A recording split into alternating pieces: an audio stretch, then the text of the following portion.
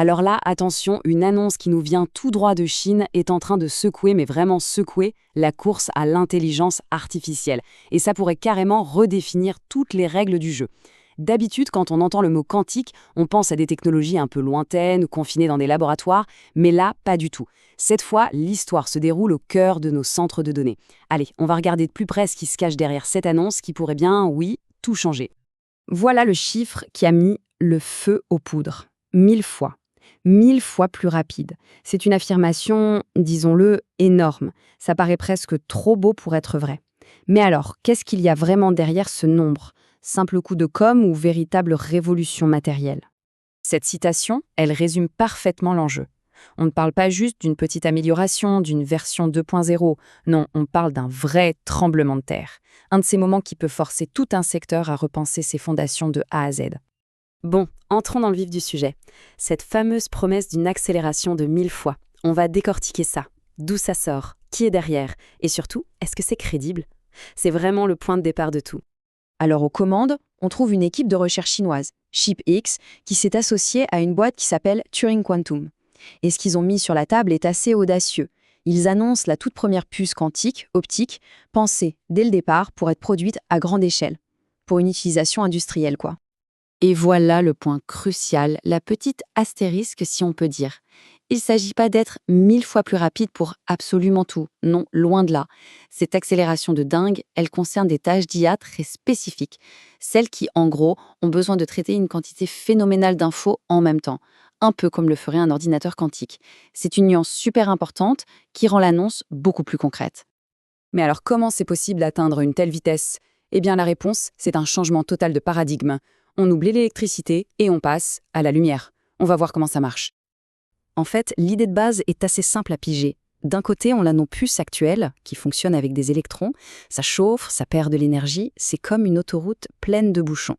Et de l'autre, on a ces puces photoniques, qui utilisent la lumière.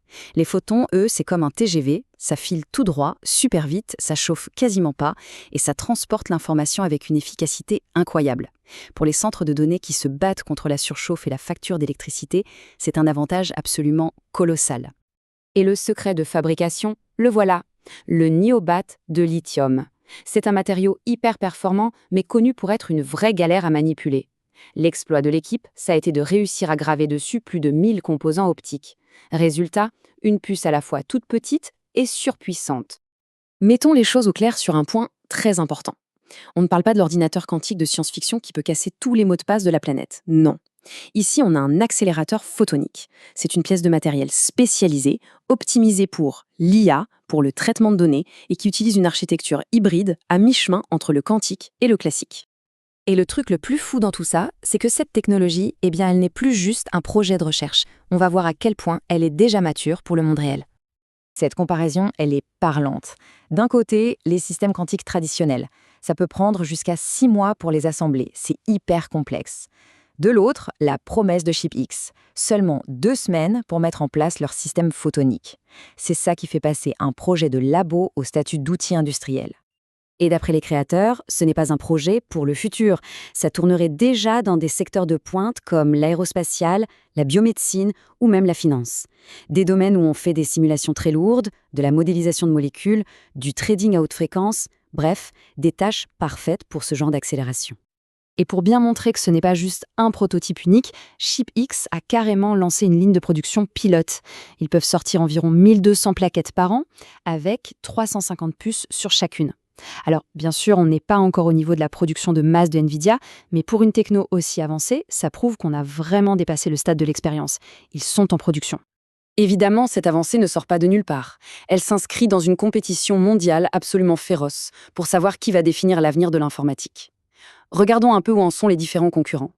En fait, tout le monde parie sur la photonique, mais chacun à sa manière. Pendant que la Chine mise tout sur le niobat de lithium, aux États-Unis, des boîtes comme PsiQuantum préfèrent la photonique sur silicium. Et en Europe, on parie plutôt sur le phosphure d'indium. On a donc 3 chemins différents pour atteindre le même but, la première place dans l'informatique de demain. Sauf que l'avantage stratégique de la Chine, il va au-delà du choix technologique. Là où les autres dépendent souvent de partenaires un peu partout dans le monde, eux, ils ont bâti un écosystème complet, intégré. De la conception jusqu'au test final, tout est fait maison. Ils ne développent pas juste une puce, ils maîtrisent toute la chaîne de production de bout en bout. Bon, alors qu'est-ce que ça veut dire pour le futur? Comment cette technologie pourrait vraiment remodeler le paysage de l'intelligence artificielle et de l'informatique en général? Le problème de fond que la photonique vient résoudre, il est là. Entraîner les grands modèles d'IA, ça consomme une quantité d'énergie juste astronomique. Les entreprises dépensent parfois plus en électricité qu'en matériel. La voie électrique classique est en train de se prendre un mur, et la voie photonique, elle, apparaît comme la suite logique, presque évidente. Et le potentiel de croissance, il donne le vertige. L'architecture permettrait d'assembler ces puces entre elles pour atteindre une puissance de calcul qui serait l'équivalent d'1 million de qubits. Attention, ce ne sont pas les mêmes qubits que ceux des ordinateurs quantiques qu'on doit refroidir à des températures extrêmes. C'est plutôt une façon de mesurer leur capacité à créer un réseau de calcul massivement parallèle avec une inspiration quantique. Et c'est peut-être ça, le vrai tournant. Comme le dit cette citation, on ne parle plus d'une expérience de laboratoire, on parle d'un produit industriel, prêt à être installé à côté des GPU traditionnels dans nos centres de données. C'est un changement de statut complet. Et on va finir là-dessus avec cette question. Si la lumière remplace l'électricité comme carburant principal de l'intelligence artificielle, alors la compétition ne sera plus seulement de savoir qui a le meilleur algorithme. La vraie bataille, ce sera de savoir qui contrôle l'infrastructure, les fondations matérielles. La course pour le futur de l'informatique vient peut-être de prendre un virage complètement décisif.